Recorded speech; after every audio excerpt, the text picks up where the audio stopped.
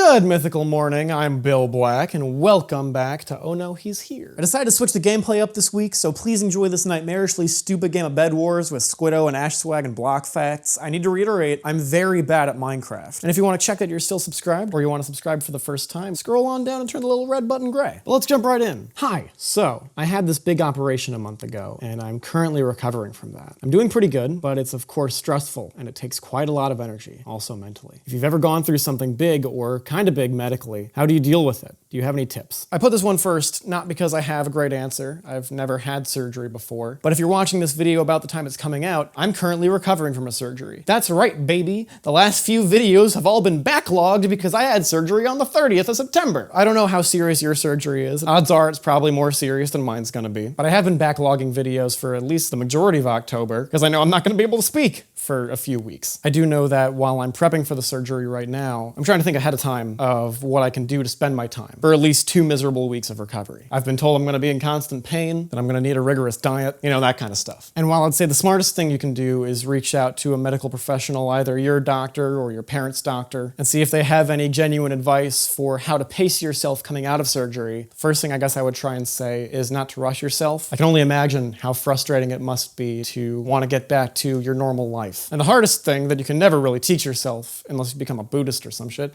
is patience. And if I was in your situation right now, recovering, and I was told to be patient, I'd want to sock that person in the mouth. But what you can do in the meantime to make sure that you can at least give yourself the time to recover that you need is to try and distract yourself with things that you're passionate about. Things that will relax you in your downtime, that won't necessarily make you feel rushed and overwork yourself to get out of recovery. Because if you try and rush the process of recovery, you're just going to prolong it and make things harder for your body. Find an ebook or an audiobook or a podcast to listen to. Something that's going to enthrall you and engage you just enough to distract you from this setback in your life right now. Because it's okay to take breaks, and you've just been forced to take one. The best thing you can try and do is find activities or hobbies in the meantime that, like you said, will limit how much stress is put on you mentally. Because it's just as important to take care of yourself mentally when you're recovering from something physically like that. I'm not the best person for that question, but I hope you found something in there that can do you some good. Let's do another one. I've recently taken on YouTube full-time at 17, and with that has come some thoughts/unexpected problems. So YouTube has been my dream since I was a kid, and at school I didn't care to really make any valuable friendships. I mainly just would get home and make videos. This has carried on until now. To cut a long story short, I don't really have much of a social life. I have online friends, but apart from that, it's just me and my family. Issues and problems are raised frequently by my family, such as meeting girls, or developing friendships in real life, and these are starting to play on my mind. I know I won't be in this situation forever, as I plan to one day move out of solely doing YouTube. One of the reasons I dropped out of college was because I absolutely hated standardized education and would end up spending most of that time daydreaming or thinking about YouTube. I don't expect a magic answer, more so just some advice and insight on your own social life. What things you'd recommend, and some things that have helped you balance a social and work life. Apologies if this is poorly written, it's 1:30 a.m., and do remember, I dropped out.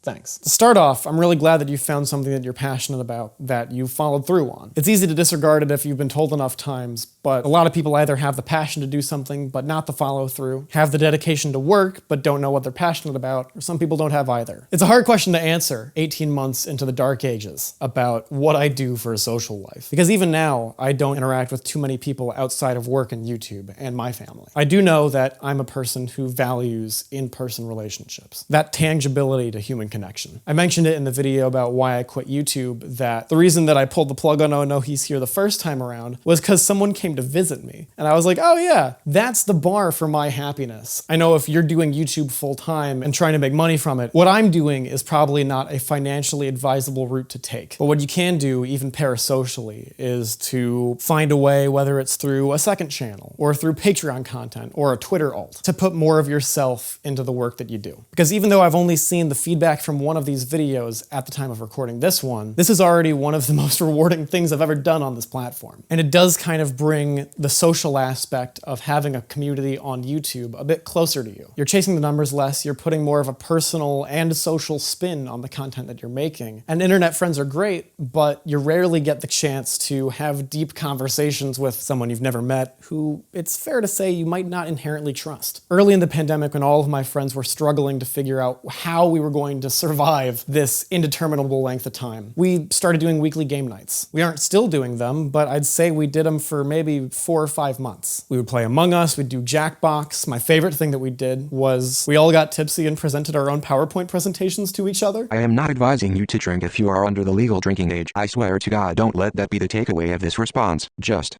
don't do it. Cool. Good talk. So even if you're struggling to find time for or interest in tactile human relationships right now, maybe you can bring a little bit of what you would be experiencing in real life to online interactions. But maybe asking some of your friends if they would be interested in doing a game night, or starting a D&D campaign, or whatever your interests are. You're conscious of the fact that you won't be in this situation forever. And I know that saying that isn't always the most cathartic thing, because sure, it gives you perspective, but it doesn't always make you feel better in the moment. But it is true that maybe if you find more of what makes you feel more engaged with other people, that'll extend to the time that you are ready to branch out a little more socially in the real world. Everything comes with time, and even if people are putting pressure on you to start dating or to start creating friendships in real life, that all comes with time. And if you don't feel inherently rushed, then don't force yourself into a new chapter of your life that you're not ready for. Focus on perfecting your happiness that you can find with what you've got right now, and it'll make finding the rest a bit easier. Let's do another one. Any secret recipes for a broke college student? I got a lot of college and school questions, but I like this one because I was so bad at knowing how to feed myself going into college. I will say that Devour Bacon Mac and Cheese was the only thing that kept me through my first year off campus. And when I finally did try and learn how to cook for myself, I made my girlfriend at the time a hoagie. Do not make your significant other a hoagie when you're trying to prove to them that you can cook. That is a bad call. And even though I was ass at cooking then, the pandemic has actually helped me take the time to get much better at it. What I would say now that I have a little bit more experience is if you're a novice, don't take one of your culinary friends' recipes and say, oh, I can do that, and then set your dorm building on fire. The best thing I've done to adjust my morning routine for the better when it comes to food is actually pretty simple. One thing about being a college student is you're not just always strapped for cash, you're always strapped for time. One, I think that if you are able to start your morning 20 minutes earlier than you usually do, the best meal to get right is breakfast, unless you're on keto. Because at least for me, if you give yourself time to cook in the morning, it paces your morning out a little bit, you feel less rushed to get to your first class, and you kind of start the day off feeling a little bit accomplished for yourself. Like, look at that, I've already fed myself, I've already done something for the day. It's a really low bar, but it's an important one. Take something really simple, like eggs that are hard to fuck up. I'll buy like a 4-pack of salmon fillets. I'll de-thaw one while I'm waiting for my tea to boil. And then while my tea is steeping, I'll put the salmon in one pan and 3 eggs in another pan. And then when the salmon's decently cooked, I just dump it in with the eggs. It's cheap and it's just enough to make the meal feel like it's worthwhile. So it's not necessarily some big grand answer, but it's kind of the cross section between cost efficiency and minimal productivity. Uno reverse card, what's on my mind? As of right now, I've just finished breakfast. I'm relaxing, trying to enjoy my morning. I've had a few confusing, rough days earlier this week, so I'm kind of in my stride now, and I'm just trying to enjoy it while I've got it.